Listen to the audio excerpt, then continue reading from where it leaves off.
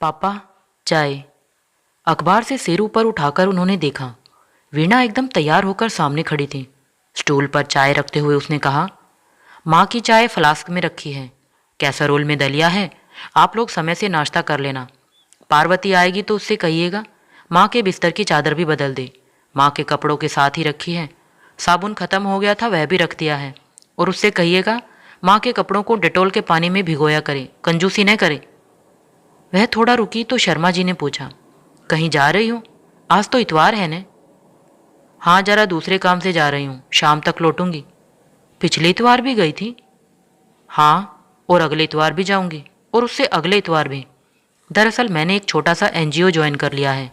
हर Sunday हम लोग पास के किसी गांव में जाते हैं, बच्चों को संस्कारित करते हैं, कहानियाँ कविता सुनाते हैं, महिलाओं को हाइजीन समझाते हैं, साक्षरता का प्रसार करते हैं। हम लोग मतलब? वीणा ने कोई जवाब नहीं दिया, पर जिस नज़र से पिता की ओर देखा उससे वे तिलमिला गए। बोले, बाप हूँ तुम्हारा, पूछना मेरा फर्ज है, न बताना चाहो तो तुम्हारी मर्जी। अब इतने फर्ज तो निभा दिया आपने, एक आध नहीं भी निभाया तो क्या फर्क पड़ता है? चाबुक सा फटकार कर वह एकदम पलटकर चल दी।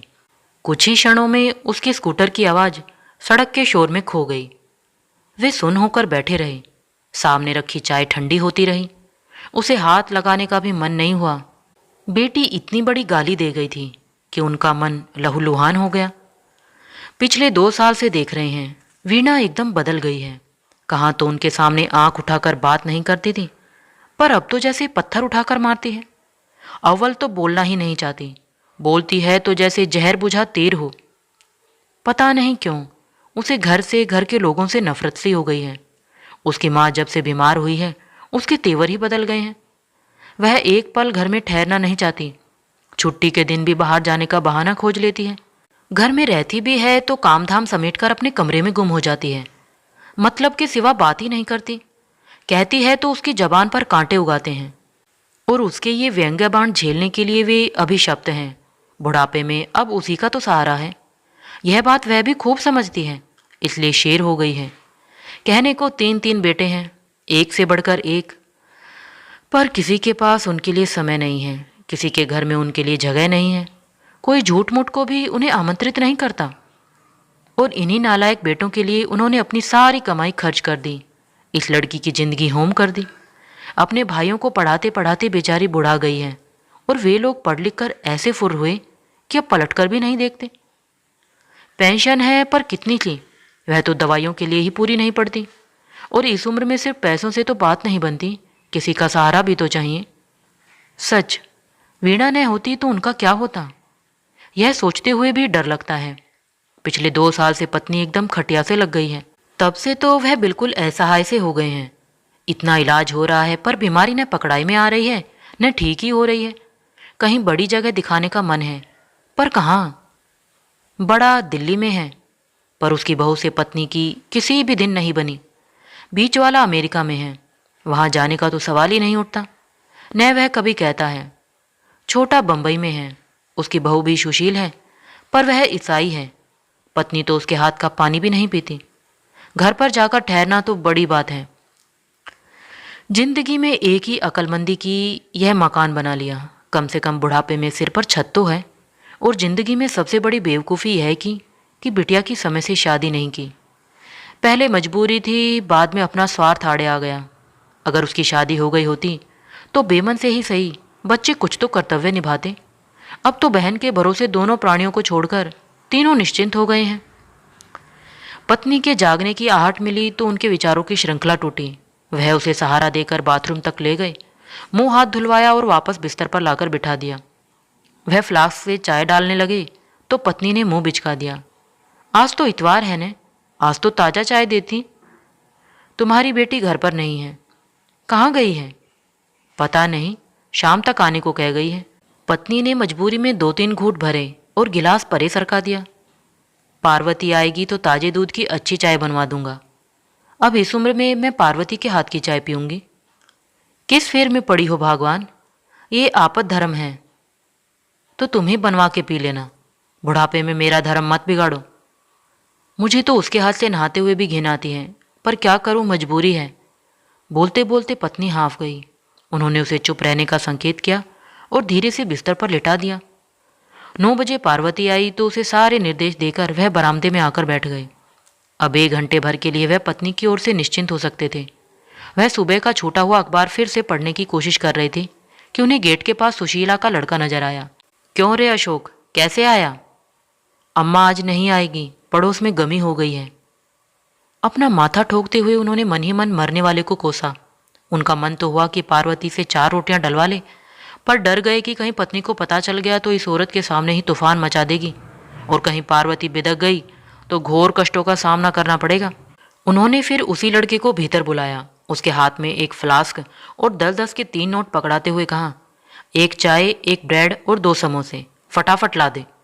बच्चे ने ना नुकर नहीं की। जानता था ये बेगार नहीं है, 1-2 रुपये सेवा शुल्क मिल ही जाएगा। समोसे उन्होंने तुरंत ही चाय के साथ खा लिए। भूख भी लगी थी, और आजकल उन्हें पत्नी के सामने कुछ भी खाते संकोच ही होता है। बीमारी के कारण इस तरह की चीज़ें उसके लिए वर्जित ही हो गई हैं। पार्वती के जाने के बाद उन्होंने दोनों का नाश्ता लगाया। दलिया एकदम फीका था। अचार की फाँक के साथ ही वे उसे गले से उतार सके। पत्नी के सीने में रात दिन जलन होती रहती है। मुंह छालों से भर गया है। मिर्च तो क्या, नमक तक उसे बर्दाश्त नहीं होता। उन्हें वही फीका बेस्वाद दलिया निगलते देख पत्नी ने कहा, उससे इतना भी नहीं हुआ कि तुम्हारे लिए कुछ अलग से बना देती? उसके पास समय कहाँ है, इतना बना दिया यही बहुत है। हर इतवार आखिर वह जाती कहाँ है? आजकल बोलते हुए पत्नी हांफने लगी थी। स्वर भी कांपने लगा है। किसी दिन पूछो तो। मुझ में तो हिम्मत नहीं है, किसी दिन तुम ही पूछ लेना। हिम्मत क्यों नहीं है, बाप हो उसके। सिर्फ जन्म देने से तो बाप का कर्तव्य पूरा नहीं हो जाता। क्यों? पढ़ाया लिखाया भी तो है, तभी ने आज इतना कमा रही है। और शादी, क्या वह हमारा कर्तव्य नहीं था? शादी तो संयोग की बात है, होनी होती तो हो ही जाती। कैसे हो जाती? जब उसकी उम्र थी तो हमने जानबूझकर ध्यान नहीं दिया, और जब उसने करनी चाही तो हमने होने नहीं दी। तुम तो एकदम आत्महत्या पर उतारू हो गई। तो क्या जात को जात कुछ भी ना देखती? आखिर समाज में तो मुंह दिखाना होता है न। और जब लड़का ईसाई लड़की ब्याह लाया तब? मुझसे पूछकर तो नहीं लाया, मैं तो मना ही कर देती, पर जब सामने ही लाकर खड़ी कर दी तो क्या करती? पर आज भी मैंने उसके हाथ का पानी नहीं पिया है, न उसे अपनी रसोई में घुसने दिया है। वह चुप कर गए। पत्नी से बहस करना व्यर्थ था। बस उन्हें यही लगा कि काश सतीश की तरह वीणा भी हिम्मत कर जाती, फिर जो होता देखा जाता। पर लड़कियां इतनी बेमुरव्वत नहीं होती, और सतीश ने भी वीणा के समय माँ का रौद्र रूप देख लिया था, इसलिए उसने किसी को हवा नहीं लगने दी, सीधे ब्याह ही कर ले आया।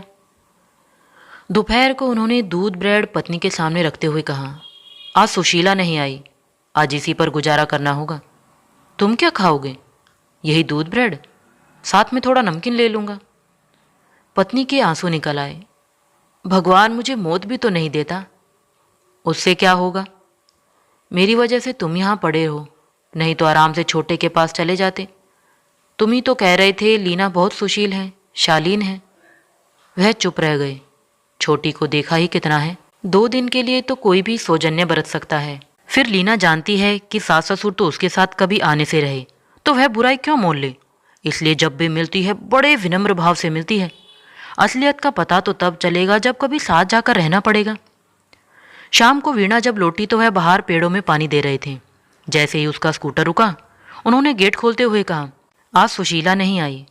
स्कूटर स्टैंड पर लगाते हुए वीणा बोली, पापा मुझे घर में तो आने दिया होता। शर्मा जी कटकर रह गए।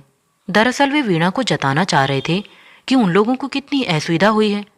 इससे शायद उसका अपराध बोध जागता, पर दुर्योग से उनकी टाइमिंग गलत हो गई। आजकल यही तो हो रहा है, वह धीरज ही नहीं रख पाते, न खाने में न बोलने में। वीणा कपड़े बदलने जा रही थी कि माँ ने अशक्त स्वर में आवाज़ दी, क्या है माँ? उसने दरवाजे में खड़े होकर पूछा।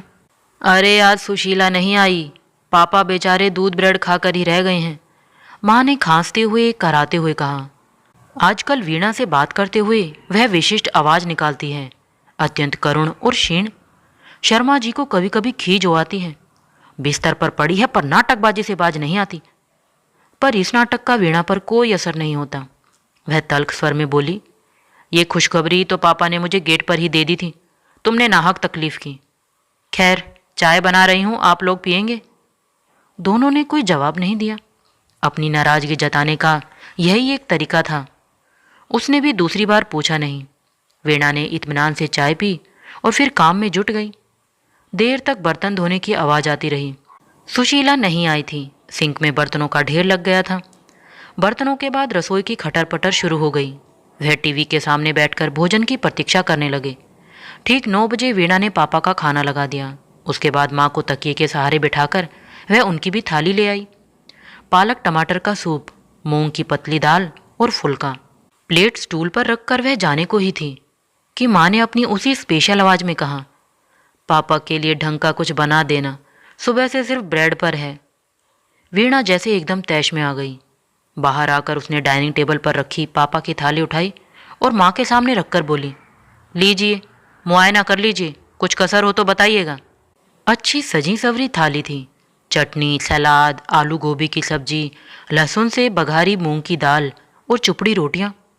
रात को चावल तो पापा खाते ही नहीं थे। माँ की आंखों के सामने 2 पल वह थाली झुलाकर वापस टेबल पर रख दी और कहा, सॉरी पापा। शर्मा जी सूप पी रहे थे जब उनके सामने रखी थाली एकाएक गायब हो गई थी। वे एकदम भूचक रह गए थे। उन्हें होश तब आया जब थाली वापस आ गई थी। पहले वाला जमाना होता तो या तो वे थाली छोड़कर उठ जाते या थाली उठाकर फेंक देते। लेकिन अगर पहले वाला जमाना होता तो वीणा क्या ऐसी बदतमीजी की जुर्रत कर पाती? पर अब तो उनकी सारी ठसक ही गायब हो गई थी। वापस आई थाली से वे चुपचाप कोर तोड़ने लगे। दिन भर में पहली बार अन्न के दर्शन हो रहे थे। खाना एकदम जहर लग रहा था, पर वे उसे नकारने की स्थिति में नहीं थे। उधर पत्नी ने भी फिर बिसूरना शुरू कर दिया, मेरी छाती में वैसे ही आग लगी हुई है, ऊपर से ये लड़की मुझे दिन रात जलाती है। वीणा पापा को फुल्का देने के लिए आई थी। उसने यह सुना तो माँ के दरवाजे के सामने जाकर खड़ी हो गई। माँ, मेरे कलेजे में तो पिछले 20 साल से आग लगी हुई है, भीतर ही भीतर राख हो गई हूँ। मैं फिर भी जी रही हूँ कि नहीं? तुम भी इसी तरह जीना सीख लो। वीणा तो कहकर किचन में लौट गई, पर उसकी बात से माँ की इतनी रुलाई उमड़ी कि गले में फंदा ही पड़ गया। बेचारे शर्मा जी खाते खाते उठ गए और पत्नी की पीठ सहलाने लगे। उन्होंने लाख मनुहार की, पर वीणा की माँ ने थाली पर ही सरका ही दी। वो अधखाई थाली सिंक में रखते हुए उन्होंने वीणा से कहा, बेटे, तुम्हारी माँ आज ठीक से खा नहीं पाई है, सोने से पहले उन्हें 1 कप दूध जरूर दे देना। यह कहते हुए उन्हें अपना ही स्वर इतना याचनापूर्ण लगा।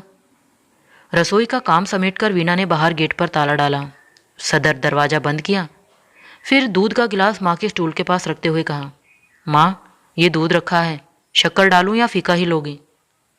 तू तो इसमें थोड़ा सा जहर मिला दे ताकि सारा टंटा ही खत्म हो जाए। वीणा ने स्पाट स्वर में कहा, तुम मुझसे जहर मांग रही हो? ताज्जुब है, तुम्हारे पास तो एक परमानेंट जहर की शीशी हुआ करती थी ने, वह कहाँ गई? या कि वह सिर्फ मुझे धमकाने के लिए ही थी? माँ विस्फारित नेत्रों से बेटी की ओर देखती ही रह गई। वीणा ने निर्विकार भाव से शक्कर का डिब्बा स्टूल पर रख दिया और घर भर की बत्तियां बुझाते हुए सोने चली गई। शर्मा जी का मन हुआ कि पत्नी को झकझोर कर पूछे कि भगवान, वो जहर की शीशी क्या सचमुच खो गई है? अगर याद आ रही हो तो मुझे बताओ कि कहाँ रखी है। तुम्हें न सही, मुझे उसकी ज़रूरत है। यूं घूट घूट जहर पीने से तो अच्छा है एक बार में ही गले से उतार लूं।